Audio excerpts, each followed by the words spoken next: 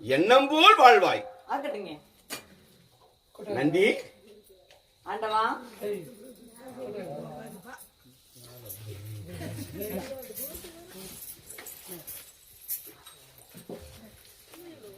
என் செவையை பார்த்தாயா? பார்த்தீங்க. என் வண்ணத்தோடு காட்சி அளித்தார்கள். ஏங்க, ஒரு தாவல சாஞ்சு போயிருக்கு, ஒரு தாள் நின்று நிறுங்க. ஏய், தெரியுமா? அதான் ஓம் சக்தி பராசக்தின்றது. ஓ மகாராஜா, பராசக்தி மகாராஜாவா?